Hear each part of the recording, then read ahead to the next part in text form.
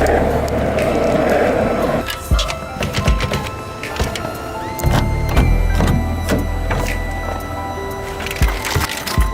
good? Yeah.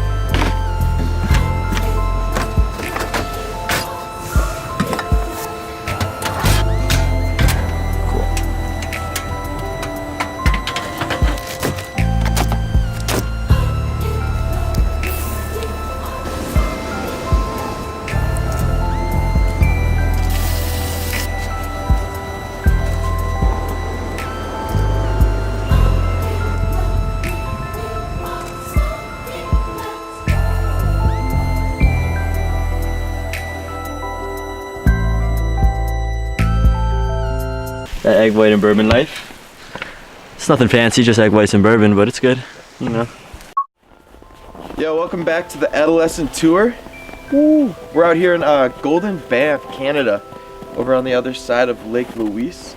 And for the next couple days, we rented this Airbnb, get some work done. We set up shop right in here. And we wanted to kind of run through what we did real quick. We left TJ's grandparents' cabin on Lake Superior. All right, we're out. We're leaving the Casey residence in a rush. How's the cigarettes going? Good. First pack's gone, but it's been a whole week. That's progress. Perfect time. Here, Raven, they're loading up. And look, what song's playing? A-Punk. Headed to North Dakota. On the way, we stopped by this cool little sled area.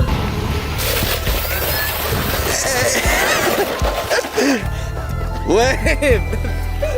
We got some cool shots over there. That was a lot of fun. That was a great time. We met some local kids that let us use their sleds. Bruh.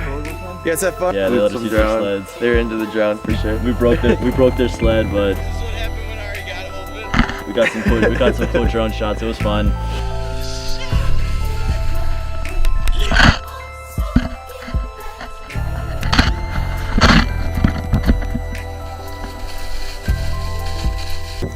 Get the sun right in the background. And then we headed over to North Dakota.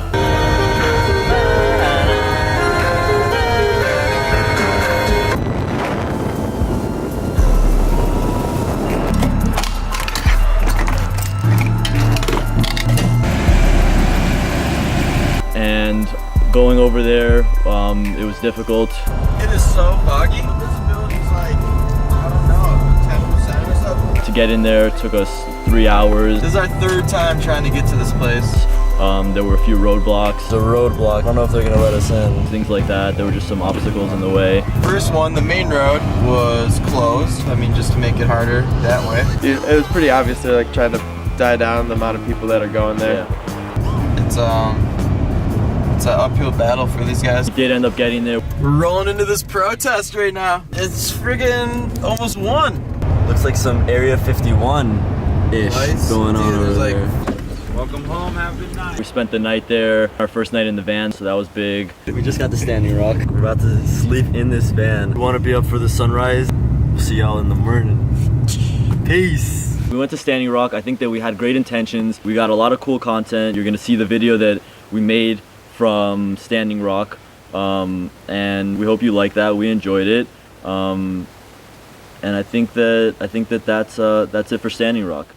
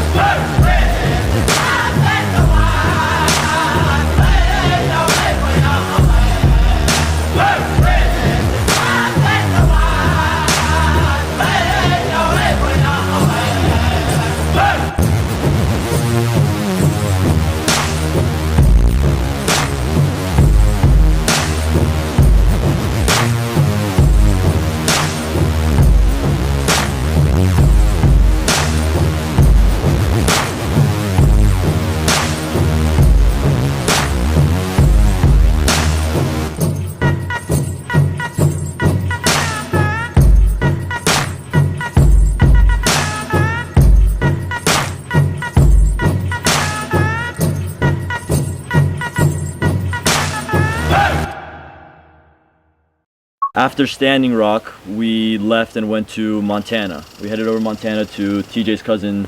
Yeah, we stayed with my cousin Zoe. Shouts to Zoe, thanks again for letting us stay there.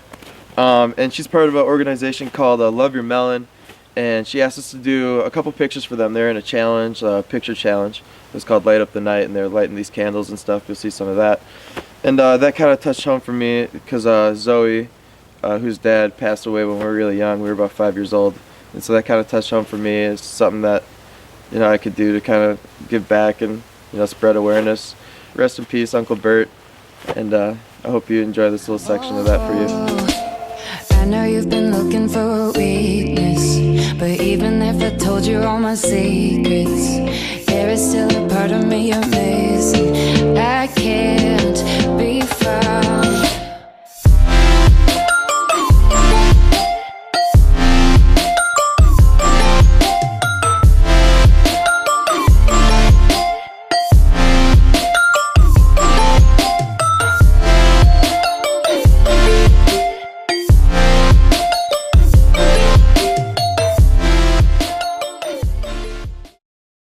We stayed in Montana for a bit.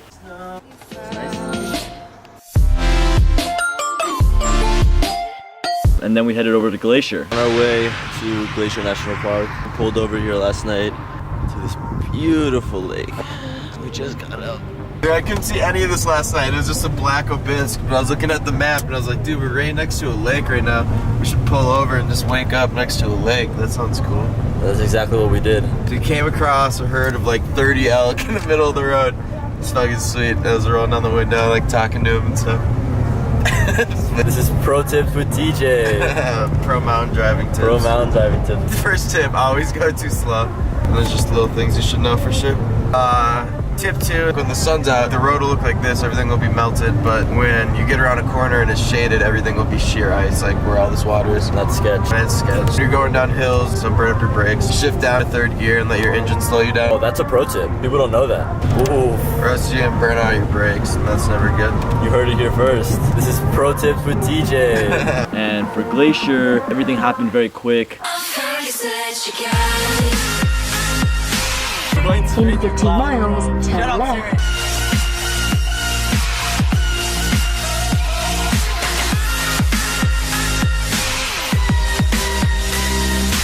We just finished episode 2.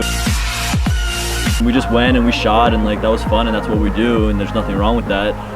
But looking over the footage right now, editing it, it just reminds me a lot of week 2. So yeah, it is, but like I want to challenge ourselves. I want to do something differently, and I don't think that it does it justice to just put out a similar vlog every single week where you do the same things. So instead, we decided to do something a little bit different with the footage, and that's what you guys are about to see right now, and I hope you enjoy it very much.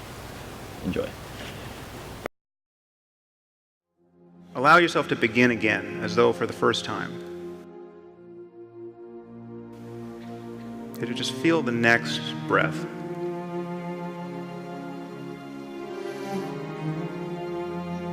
Now, most of us do our best not to think about death, but there's always part of our minds that knows this can't go on forever.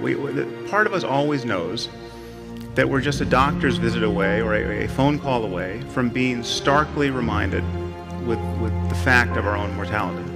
You must know how uncanny it is to suddenly be thrown out of the normal course of your life and just be given the full-time job of not dying. The one thing people tend to realize at moments like this is that they wasted a lot of time when life was normal. Okay, it's not just what they did with their time. It's not just that they spent too much time working or compulsively checking email. It's that they cared about the wrong things. They regret what they cared about. Their attention was bound up in petty concerns.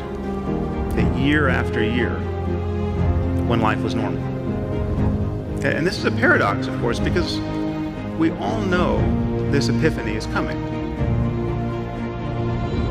Don't you know this is coming? Don't you know that there's going to come a day when you'll be sick or someone close to you will die, and you'll look back on the kinds of things that captured your attention. And you think, well, what was I doing? You know this, and yet if you're like most people, you will spend most of your time in life tacitly presuming you'll live forever. Because even if you live to be 100, there's just not that many days in life.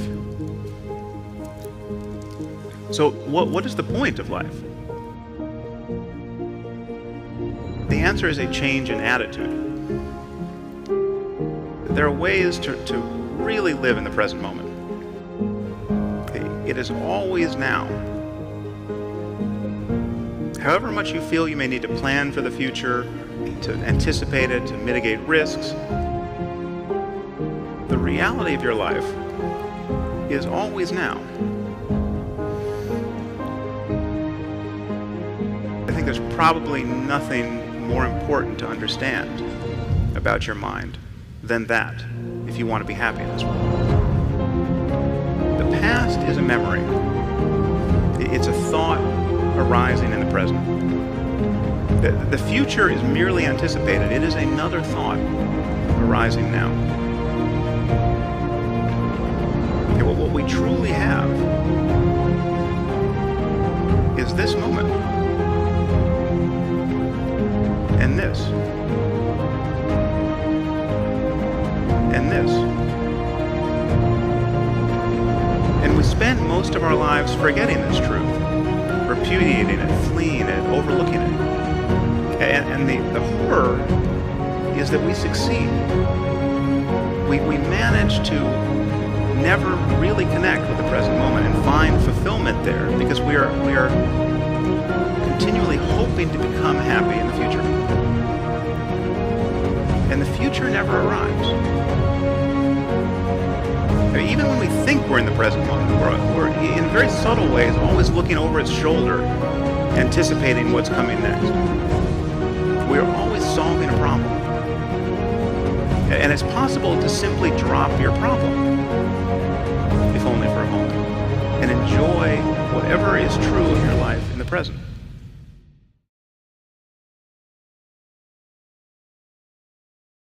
After Glacier, we head north.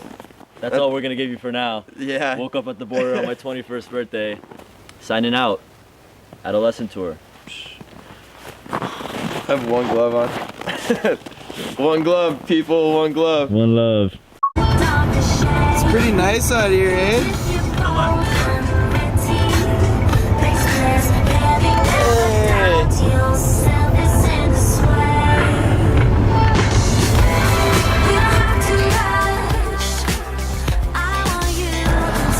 We out here. Woo!